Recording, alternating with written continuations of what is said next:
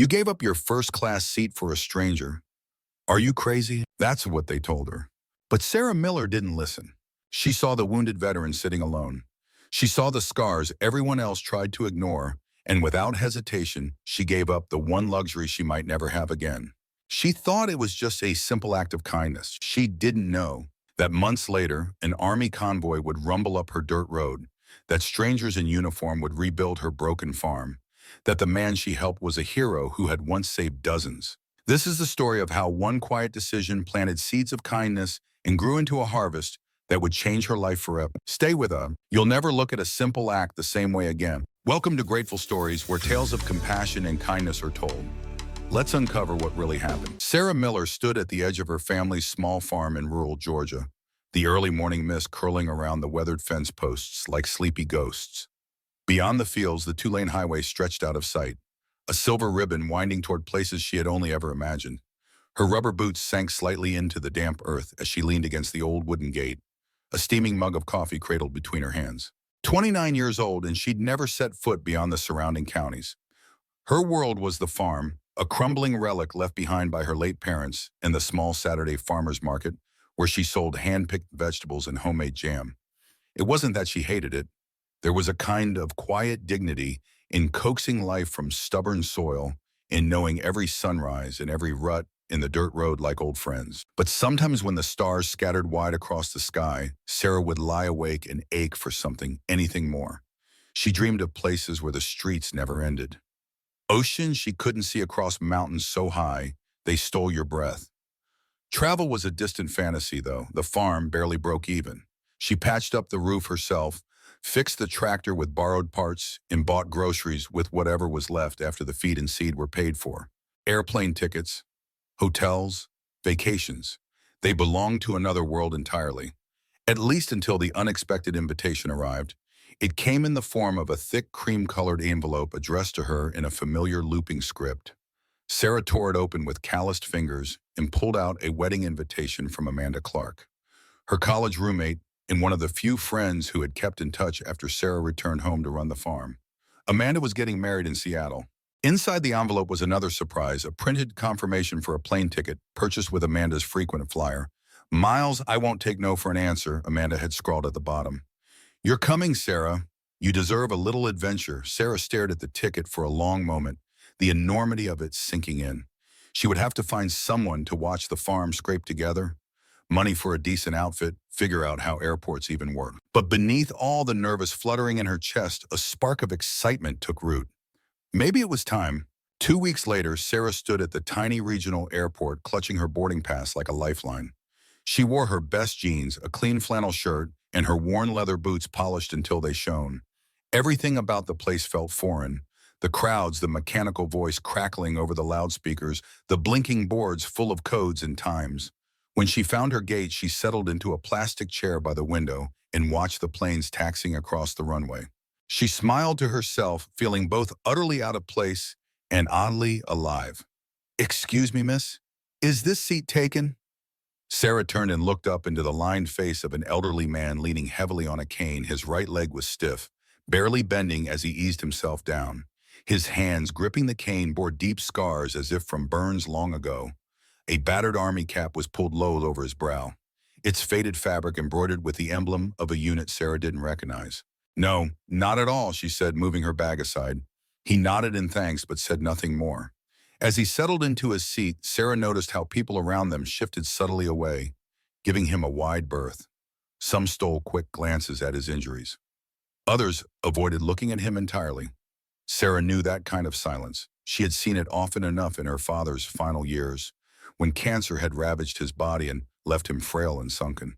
It was the silence of people who didn't know what to say, and so said nothing at all.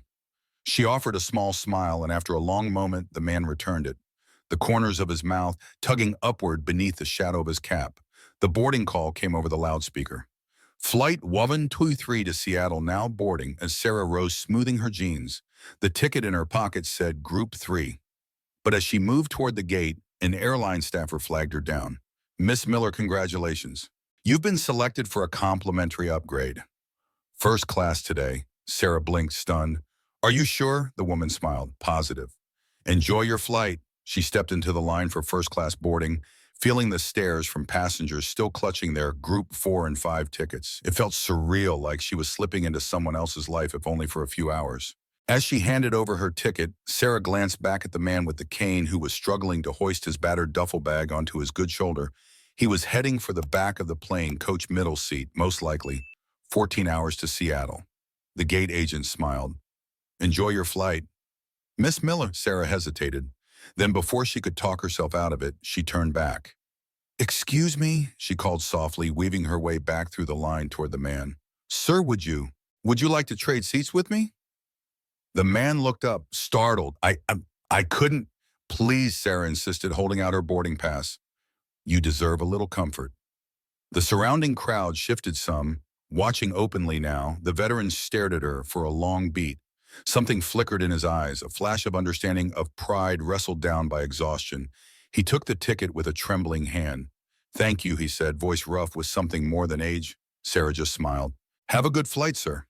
As he shuffled toward the first-class cabin, Sarah retrieved his old economy seat, her heart strangely lighter than it had been in years. She didn't know that this small act of kindness would change everything.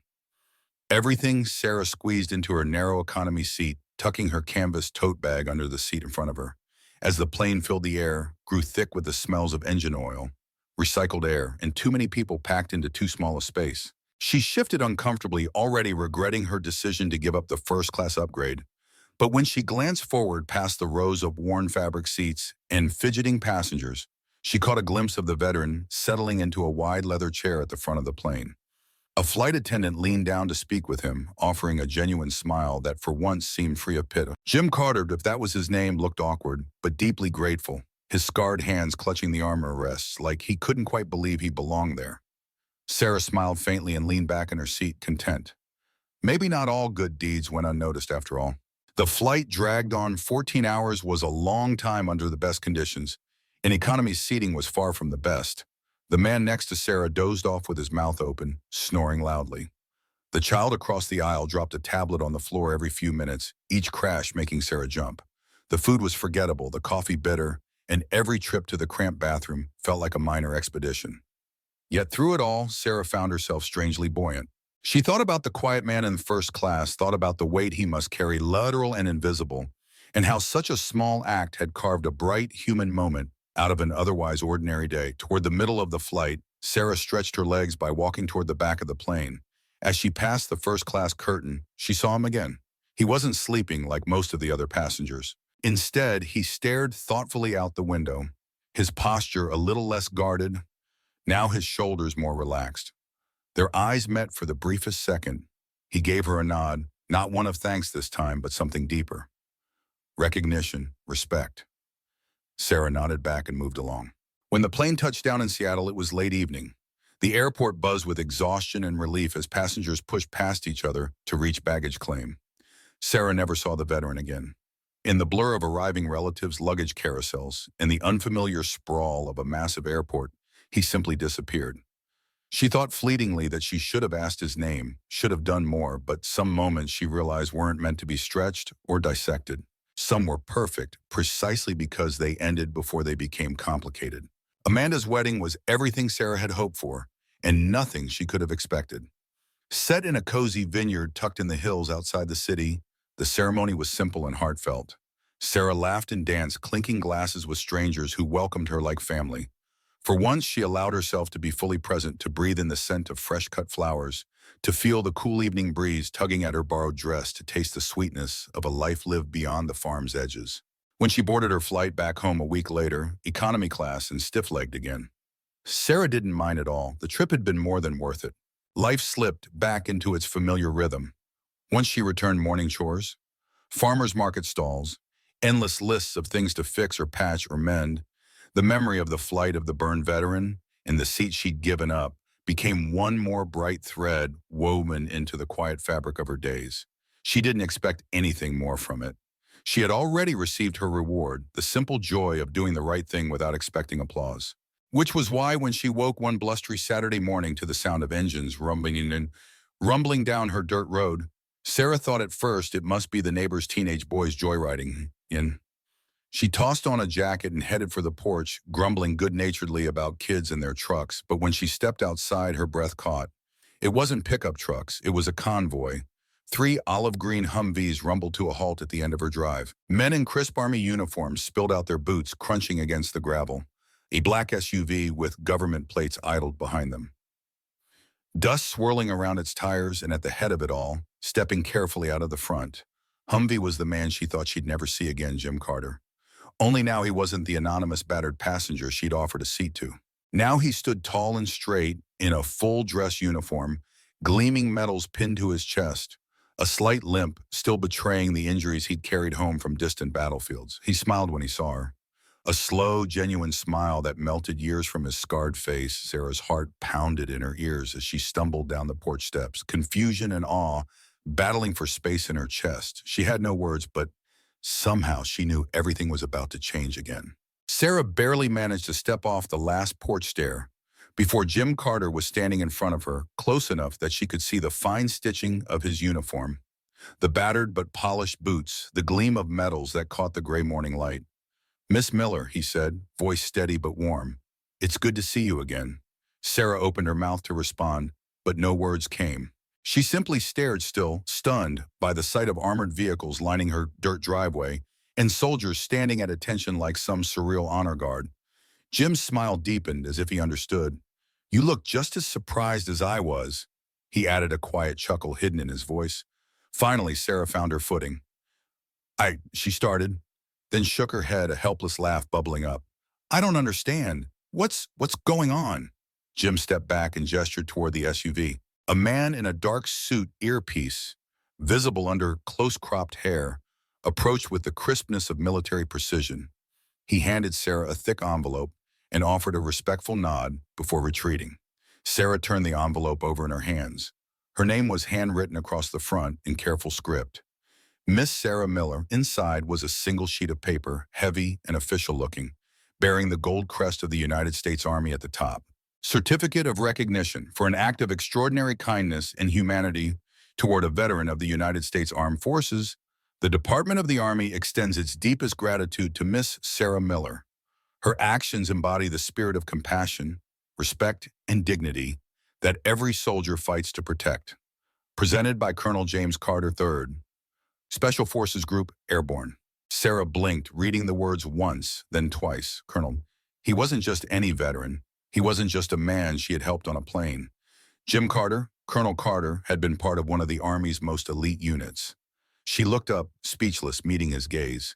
He lifted a hand almost sheepishly. "You didn't know who I was," he said, "and that's exactly why it meant so much." Behind him, a few of the soldiers were unloading something large from the back of one of the Humvees.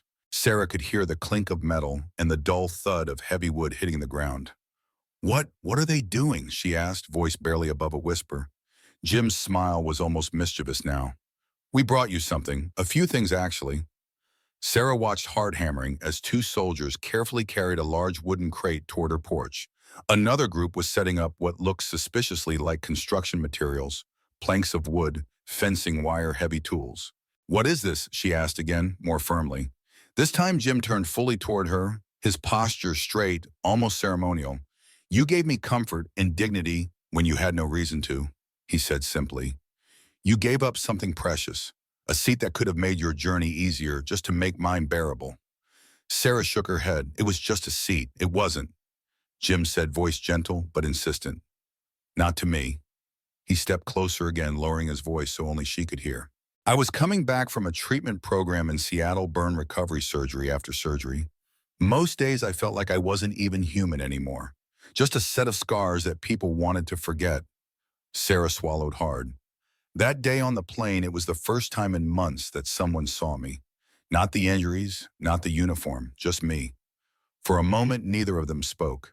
The cold air bit at Sarah's cheeks, a crow called in the distance. Finally, Jim continued his tone, shifting to something brighter. "So we thought it was only fair to repay a little of that kindness." He pointed to the crates and the materials. "We're going to rebuild your barn." Sarah's breath caught in her throat. "What?" Jim nodded. "One of the guys in my unit runs a construction company now. When I told the team what you did, they volunteered. Took leave, flew in on their own time, They wanted to do this, not just for me, for you. Sarah looked at the barn. Her father's old pride now half collapsed after a storm last spring. She had tried patch by patch to keep it standing, but it was beyond her skills and beyond her budget. You don't have to, she began, her voice cracking. Jim's expression softened. We want to. The day turned into a blur of motion. Soldiers worked with the efficiency and camaraderie that came from years of relying on each other. Sarah barely had time to process it all, watching as they measured, cut, hammered, and repaired. Some set up fresh fencing around her livestock pen. Others replaced sagging beams and reinforced the walls. They laughed and traded jokes as they worked, filling the farm with a lively energy Sarah hadn't felt since before her parents passed. At one point, as she carried out lemonade for the crew, she found herself standing beside Jim, watching his men work. You didn't have to do all this, she said softly. He looked at her, a glint of humor in his eyes. You didn't have to give up your seat. Sarah smiled, her throat tight with emotion. Fair enough, she said.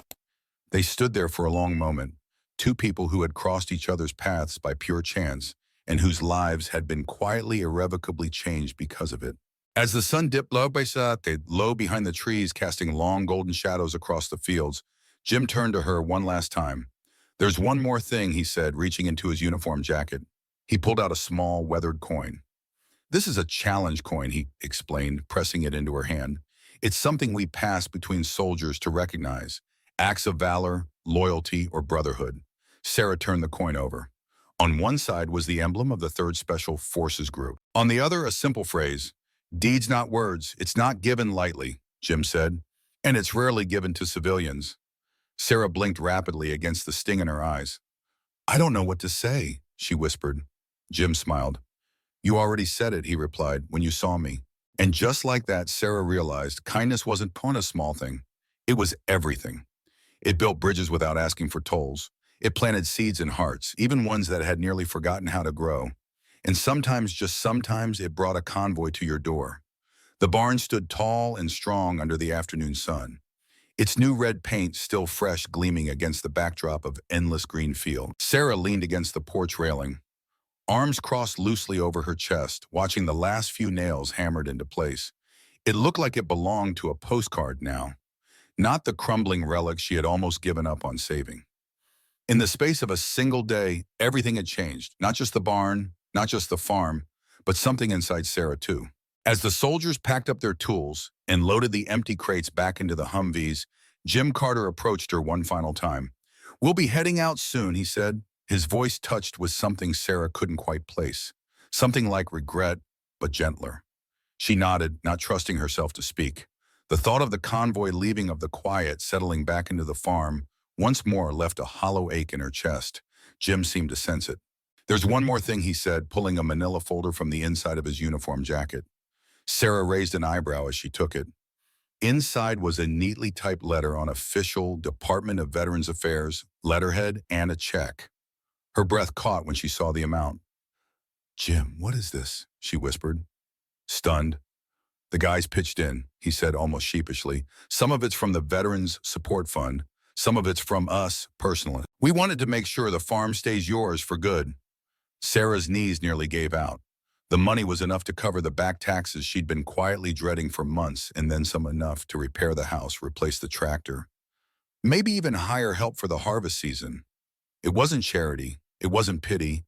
It was gratitude, pure and simple. She pressed the folder to her chest, overwhelmed. I don't know what to say. Jim gave her that small, quiet smile again. Then don't say anything, he said. Just promise me you'll keep growing things here. Sarah laughed through the tears gathering in her eyes. That Colonel Carter. I can promise. The convoy pulled away just before sunset, the rumble of engines fading into the soft chorus of cicadas. Sarah stood at the edge of the driveway, the check still clutched in her hand, waving until the last Humvee disappeared beyond the trees. For a long time, she simply stood there, feeling the cool breeze brush against her face, feeling the weight of the moment settle into her bones. She wasn't sure she had fully processed any of it. All she knew was that her world was bigger now, and brighter. The next morning, Sarah rose with the sun as usual. Old habits died hard. She fed the chickens, tended the garden, hauled water to the horses, but everything felt different. Somehow. Lighter, freer. When she walked into town that afternoon to drop off fresh produce at the market, the change rippled ahead of her like a warm wind. People stopped her on the street.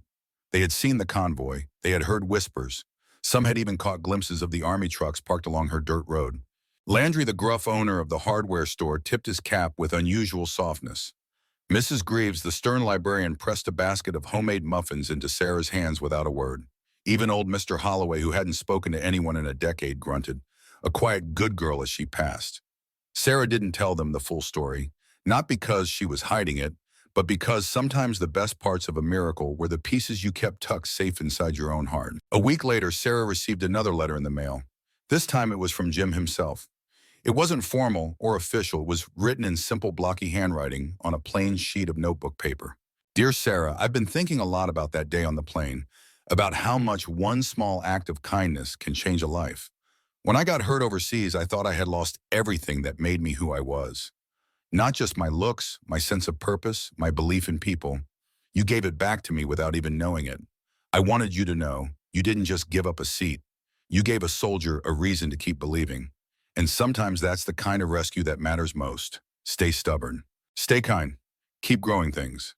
If you're ever near Fort Bragg, there's a place at my table, always respectfully. Jim Carter. Sarah folded the letter carefully and placed it in a small wooden box she kept by her bedside, where she stored things too precious to lose. That night, as she lay in bed, the windows open to the cool Georgia breeze, Sarah looked out at the stars and smiled. Somewhere out there, a man she barely knew, and yet somehow knew deeply, was carrying her kindness forward.